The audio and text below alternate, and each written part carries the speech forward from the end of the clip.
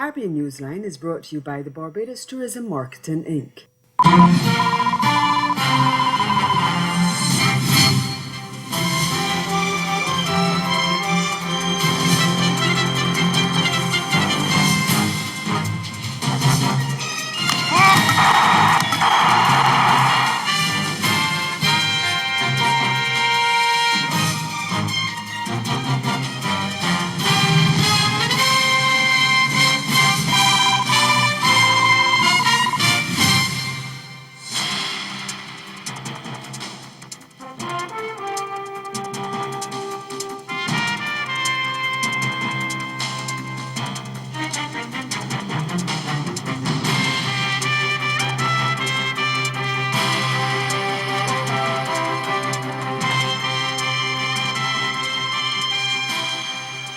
The Caracas resident of St. Vincent's ambassador to Venezuela targeted by vandals.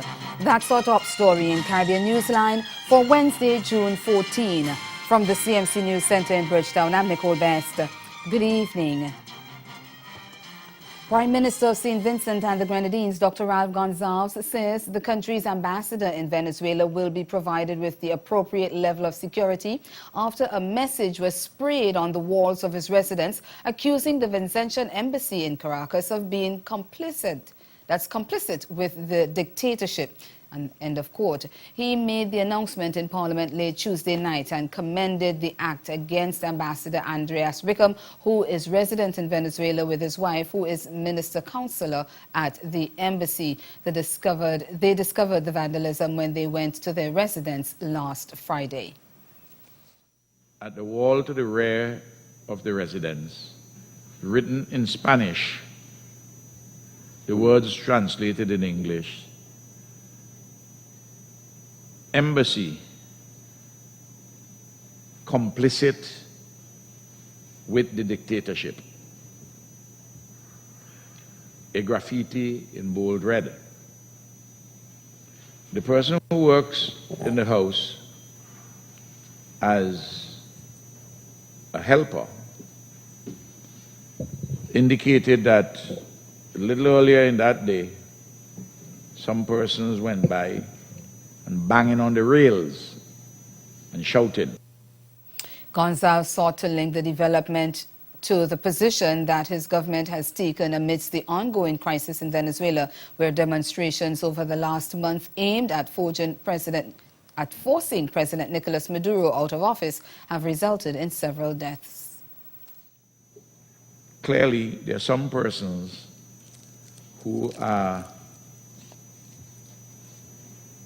they're opposed to the stance of the government of St. Vincent and the Grenadines in taking a lead within CARICOM to defend the principle of the sovereignty and independence of a state and the principle of non-interference and non-intervention in the country's internal affairs.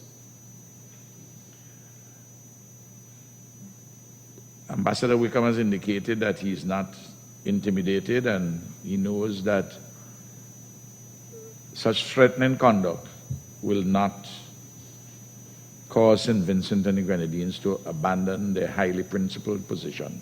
Indeed, if anything, it fortifies us in our stance that we are doing the correct thing. A second investigation is being launched in Bermuda following the sudden death of former Tourism Minister Sean Crockwell last weekend. A full probe has been launched into the circulation of a voice note left by a fire service member regarding the supposed circumstances surrounding the discovery of the independent MP as well as his condition. Crockwell's body was found at his home last weekend, and while police say they don't suspect foul play, an inquiry into the circumstances surrounding his death is underway. The police service has condemned the 21-second audio recording that was shared on social media. But because the voice is that of a member of the Fire and Secure Services, the matter has been referred to the Chief Fire Officer, who has initiated an internal investigation. The Fire Service says it will act swiftly if it finds that professional standards were not maintained. A senior attorney in Trinidad and Tobago has written to the Director of Public Prosecutions calling for an investigation into the conduct of the country's Chief Justice. The request has been made by Israel Khan, who led the charge against judiciary and its handling of the debacle involving the appointment of former Chief Magistrate Marcia A. Caesar as a judge, although she has several cases in the lower court still incomplete. CNC3 Suvashi Tiwari Rupnarayan tells us about this latest development. CNC3 obtained a copy of the correspondence dated June 12, 2017. It reads, quote, "I dare say, as it now stands, the learned Chief Justice should be duly investigated in order to ascertain whether he misbehaved in public office in this unfortunate constitutional crisis," end quote. The latest correspondence follows one dated June 9th, where the senior counsel wrote to DPP Roger Gaspard asking him to investigate whether the former chief magistrate, Marcia A. Caesar, misbehaved in public office. But after the letter sent by Chief Magistrate Marcia A. Caesar to the Office of the President and the JLSC was published in The Guardian, Mr. Khan's opinion shifted. He writes, "This letter is to alert you that from the information revealed by Ms. A. Caesar, the learned Chief Justice should be included as a person of interest in any police investigation via misbehavior in public office," end quote. In any event, Mr. Khan says once Mr. Gaspard instructs, a meticulous police investigation would reveal the true facts as to who misled whom, who is to be blamed, and who misbehaved in public office. Following a bloody 2 weeks, the Jamaica government says it's actively devising strategies to address increased crime in the country. But the opposition is putting pressure on the Andre Holness administration to act right now. Gillian Pearson of TVJ News tells us more. The opposition quoted a 19% increase in murders when compared to 2016 and a whopping 137 murders last month alone. The opposition says it has tried to reach out to the government to create a national crime eradication plan, but to no avail. What we are seeking is not a conversation between the minister and the opposition spokesman, nor are we seeking a conversation between the PNP and the JLP in this matter. There are other critical stakeholders. For his part, opposition spokesman on national security Peter Bunting said he's disappointed that what he called a successful Unite for Change initiative has been, as he claimed, all but abandoned. Additionally, the opposition views as unnecessary the government's recent tabling of a zone of special operation bill that would allow the security forces to tackle problem communities. Even so, Mr. Bunting says the bill has been sent to a Gordon House committee that's yet to meet. Updated national security policy, the investment we did in upgrading a lot of the technology of the forensic lab, of the police themselves, the investments in the new protected mobility squadron for the JDF.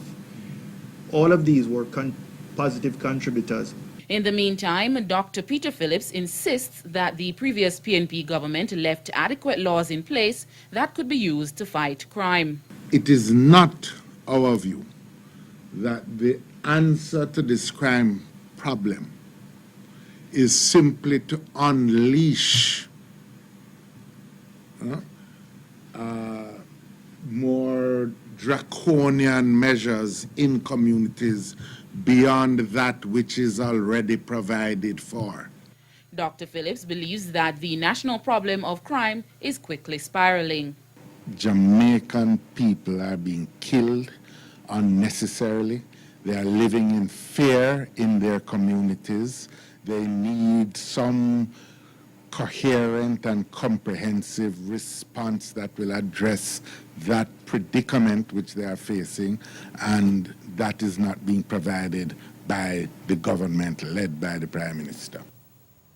A non-governmental organization in St. Lucia is calling on the Alan Chastanet administration to outline its policy regarding rape and sexual violence against women.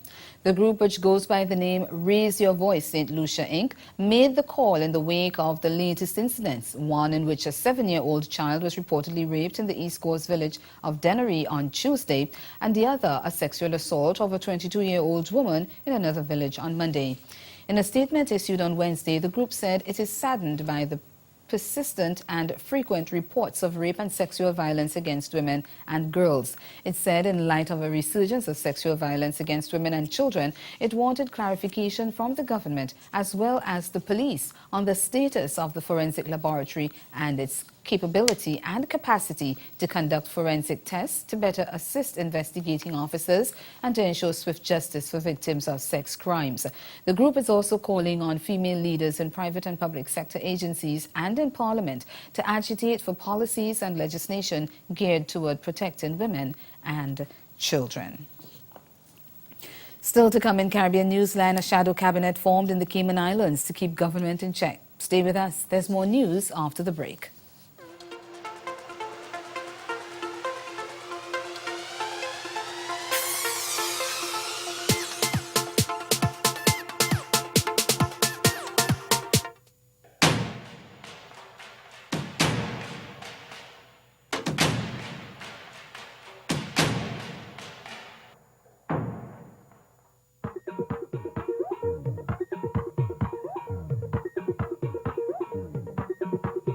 Ready. It's another episode when we out on the road. This is what we love to celebrate, to celebrate. This is not Hollywood. No, we don't come out the road. Drink, drink, drink. King Baba and Nikita. Every fact that I go, you keep on calling me wrong name. But that's okay, cause that's my babe. I don't understand how we're in the name tag on me. Don't know what to say, you still calling me wrong name. Don't get vexed with me. Don't say that. Celebrating 40 years of fun in the June-July sun. Vincimas 2017. Enjoy the exciting blend of mass and panet steel and glitter. There's a Monday street party like no other. And the explosion of colors at Mardi Gras. Don't be left out of the Vincimas 40th birthday celebration. Evo 4.0. Evo 4.0. There's Kaiso and the energy at Soca Monarch. June 30th to July 11th. Vincimas, the hottest carnival in the Caribbean. Check out Vincimas on Facebook or carnivalsvg.com for more details. Vincimas. Ready for Mars.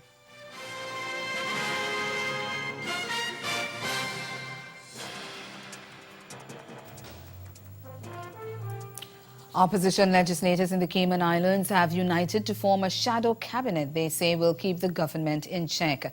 Opposition leader Izzard Miller says given the limited number of members on the opposition benches, 5, they'll have to double up on the ministries they are to keep track of. He said the shadow cabinet would not be obstructionist but would help in shaping policy. We decided we're going to meet every other week as an opposition body to discuss issues that are current and what we believe the government should do about it. So we're not going to sit back and wait for the government to make all the suggestions and solutions, etc. We are going to put forward some papers that we believe will assist the government in solving the problems as well. Shadow Cabinet Miller will shadow the Premier and the Deputy Governor. The other members of the Shadow Cabinet include Alva Suko, who will shadow Education, Youth, Sports, Agriculture and Lands. Arden McLean will shadow Commerce, Planning, Infrastructure and Tourism and Transport. And Chris Saunders will shadow Public Finance, Development and Financial Services, Home Affairs. Over in Guyana, there's been another cabinet reshuffle. Education Minister Dr. Rupert Roopnarine will take up a new portfolio following the third adjustment to the cabinet in 2 years by President David Granger. Minister of State Joseph Harmon says Roopnarine will assume responsibility for the public service under the auspices of the Ministry of the Presidency. The new adjustments announced by President Granger on Tuesday will result in Nicolette Henry becoming the new Minister of Education. Harmon also announced that a new department will be established. A department under the Ministry of the Presidency will be created to oversee innovation and reform in the education sector. This department will be under the President himself. Harmon said the adjustments are geared at ensuring that better educational and public services are provided to the population in a smooth and efficient manner. Still in Guyana, the threat of transnational crime on economic development is a major concern to Commissioner of Police Silal Prasad. He expressed the concern as he addressed a training program for law enforcement and border control officials in identifying fraudulent documents, conducting body language analysis, and more effectively examining luggage and people. We get more in this report from Javon Victory of HGP Nightly News. Recent times, there have been a number of sting operations by enforcement agencies during which millions of dollars worth in narcotics were seized, either through intelligence-driven exercises or simple patrol stops. Commissioner of Police Silal Prasad believes that transnational organized crime pose a great threat to the economic development of not only Guyana, but also in the region. So much so that organized crime and terrorism are heading the world security agenda today. No longer are we seeing, as a matter of fact, change occur even in those areas. So we are seeing traditional organized crime where persons are organized in a hierarchical structure and are known to persons living in the neighborhoods which they live and operate. The commissioner further noted that in recent times, persons have been taking a much more organized approach to execute criminal acts. He spoke about the issue of terrorism and violence. Today we are seeing persons in their own living room sitting on with a computer, surfing the web, becoming radicalized and getting sufficient motivation to go and inflict injuries on other people. How do we deal with that? In Guyana, we are fortunate to have the political will to deal with crime and violence.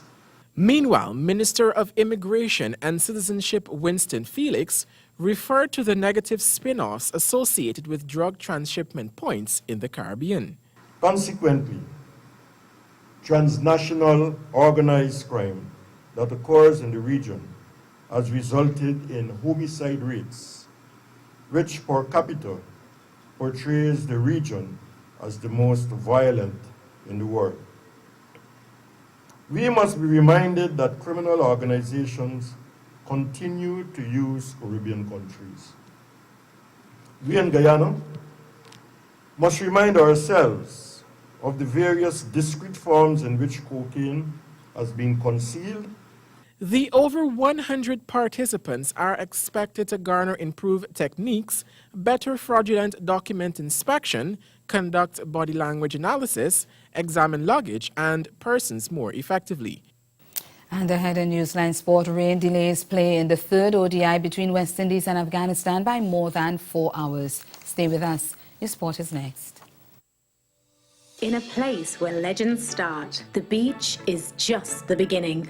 So live a little for the exhilaration and the color of every moment, where time is and life is a spirited event. Immerse yourself in the culture, the music, the people, the island. Love Antigua and Barbuda.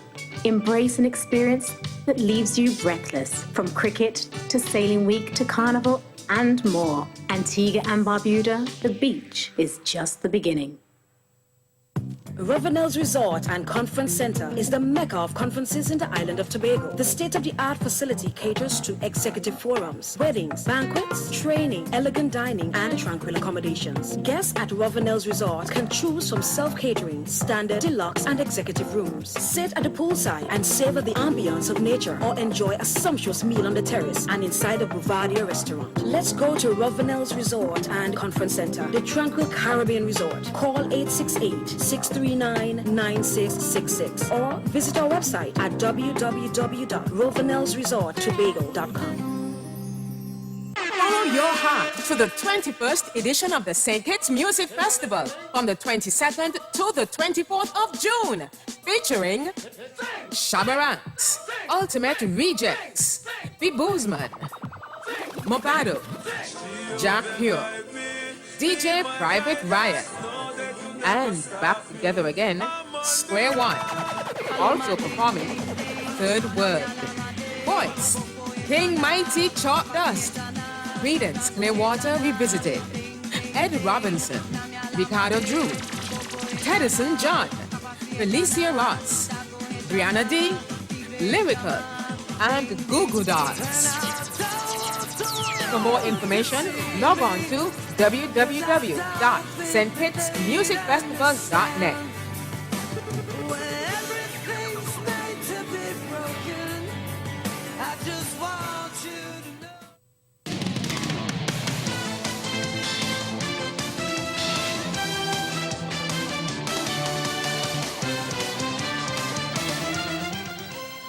Well, not a ball has been bowled at the Darren Sammy Cricket Ground as rain has delayed the start of play in the third and final ODI between West Indies and Afghanistan. Afghanistan won the toss and chose to bat. However, the match, which was scheduled to begin at 2:30 p.m., has been reduced to 43 overs per side because of the inclement weather and because of the delayed start. CMC Sports understands that the match could begin later, with both innings being further reduced because of time. West Indies have made a forced change, with fast bowler Miguel Cummins coming in for the injured Shannon Gabriel, while for Afghanistan, Farid Ahmad and Nazir Jamal have come in for Samuel Shenwari and Amir Hamza. The Caribbean side needs a victory not only to avoid a devastating series defeat, but the embarrassment associated with losing the ICC associated side. Over to the women's game, where batsman Chedia Nation is hoping to make the most of her second chance in international colours after a protracted period out of the Windies women's side. The 30-year-old Jamaican was recalled to the side for the tour of India last year and subsequently selected for the ICC World Cup later this month. She said her aim is to find her footing again. To be honest, just looking to play, get our foot going, just to be a part of this West Indies team is a great opportunity for me personally, and the girls has been supportive, very supportive of me, so it's been good. Now England's a little bit cold, but we are adjusting well, and I did some coaching, some training with Mr. Mosley and Mr. Drakes and Mr. Stewart as well, so it's been going good so far. But there's room for improvement, but still working on everything. Nation boasts a modest ODI record, but impressed during the regional Super 50 in the Caribbean this year with a couple of handy knocks for Jamaica women. She joins a batting lineup that includes the likes of Captain Stephanie Taylor, Deandra Doughton, Hayley Matthews and former skipper Marissa Aguilera, making West Indies a formidable force at the upcoming June 24 to July 23 tournament. But Nation said only a team effort would ensure the Caribbean side's success against teams that she expects will provide sterling challenges. Everybody, basically, because we have 15 good players here. If we weren't good enough, we wouldn't have been here. So everybody has their role to play. West Indies coming, so there's no particular player.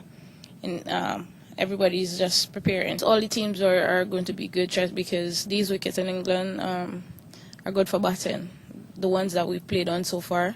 So all the teams will be coming at us, and we just have to put down our head and play some good cricket. Turning to football now, Trinidad and Tobago turned in a gallant effort, but it proved insufficient as they went down 2-1 to Costa Rica to slump to a third straight defeat in the CONCACAF final round of World Cup qualifiers Tuesday night. Playing at the Estadio Nacional, the visitors were in the game right to the end, but the crucial equalizer never materialized, leaving them with their fifth defeat of the campaign overall and just about out of contention for a spot at the Russia showpiece next year.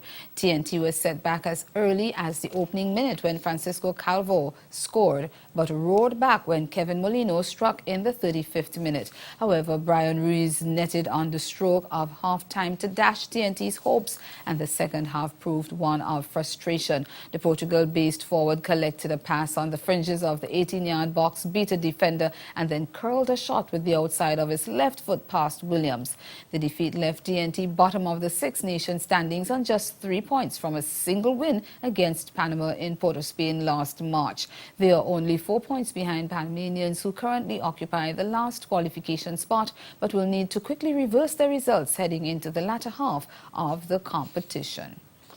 And head coach Dennis Lawrence said while he was disappointed not to get a positive result, he was pleased with the way TNT had pushed the Central American powerhouses. Costa Rica has always been one of the CONCACAF giants. I think we all understand that they're a very good team, they've got very good players, and we've got players at top level. But what I'm most pleased about this tonight that we came out to the pitch and we were able to match Costa Rica stride for stride. And as I said before, unfortunately, we didn't get the result that we wanted, but I give human credit to my team for the effort that they put in. The head coach slammed the match officials for disregarding what was clearly a penalty kick for TNT. Despite the bleak outlook, Lawrence said TNT would continue to press for their dream of qualification.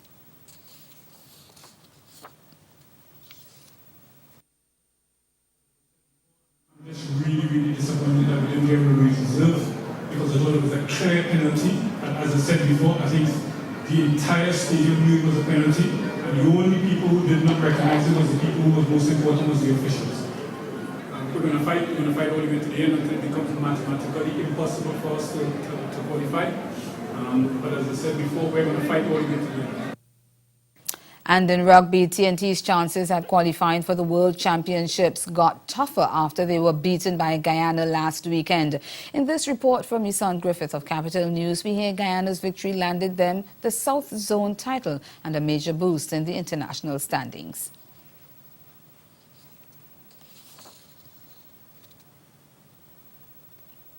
Well, we apologize for not being able to bring you that insert at this point in time, and sad to tell you, that's the sport. Stay with us. We'll be right back. Caribbean Newsline is brought to you by the Barbados Tourism Marketing Inc. Follow your heart to the 21st edition of the St. Kitts Music Festival from the 22nd to the 24th of June, featuring Shabba Ranks, Ultimate Rejects, The Boozman, Mobado, Jack Pure, DJ Private Riot, and back together again, Square One. Also performing Third Word, Voice, King Mighty Chalk Dust, Credence Clearwater Revisited, Ed Robinson, Ricardo Drew, Tedison John, Felicia Ross, Brianna D, Lyrical, and Goo Goo Dolls. For more information, log on to www.stkitsmusicfestival.net.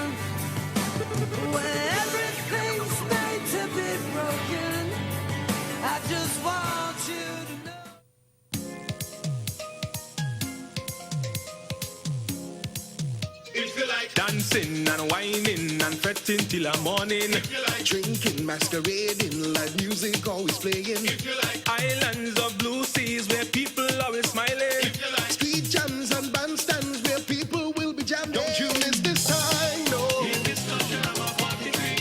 Our festival, our legacy, don't you miss this time, no.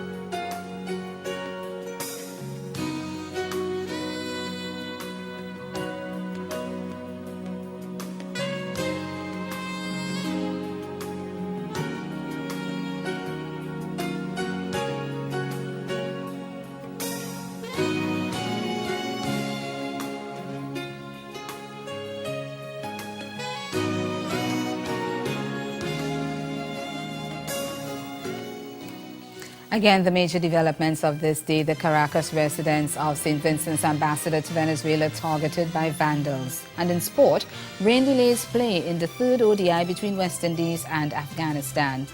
That's Caribbean Newsline. For news and sport around the clock, log on to CondaNews.com. We'll be back here again tomorrow. But from all of us at CMC News, thank you for watching and do have yourselves a good night.